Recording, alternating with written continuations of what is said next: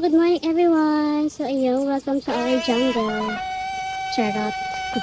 So ayun, naglilinis ako ng aming likuran. Nililinis ko yung agusan ng aming banyo.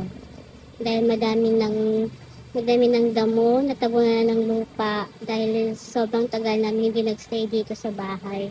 So, samahan niyo ako maglinis. At nang mabawasan naman din tong taba-taba ko at magmanat ng buto-buto. Kaya alam niyo ba guys, ilang linggo na akong nakahiga lang sa higaan. Diba? Kaya, ayun.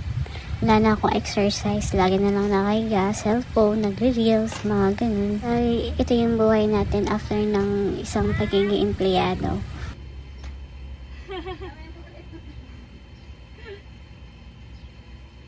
So, ayun, sabi ng ate ko dyan, dami ko daw yung sa kanila. Alam niyo guys, kaya ganito, ang dami ng damo, ang daming tatabunan na ng lupa. Dahil, ang tagal din namin hindi nagstay dito. Almost 8 months ata yun. Tapos, alam niyo ba, sabi ko,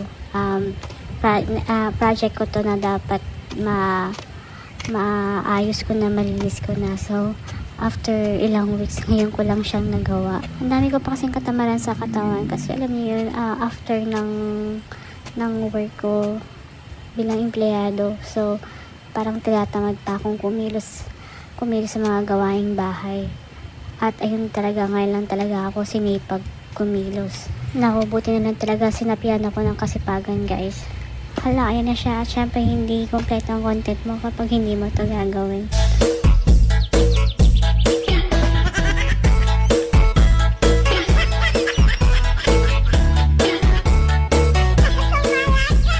O, tama na nga.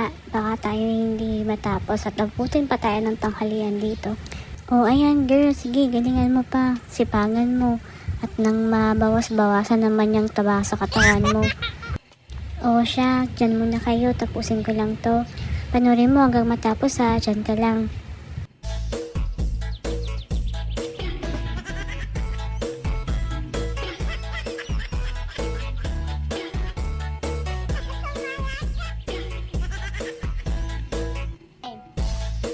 Oh, asan ka na? Sabi ko, dyan ka lang eh. Ayan, malapit na ako matapos neto.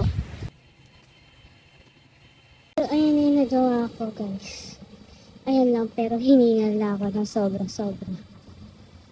Matagal ko nang gustong gawin niya, kaya lang ako sinipag. Okay, bye. Thank you for watching.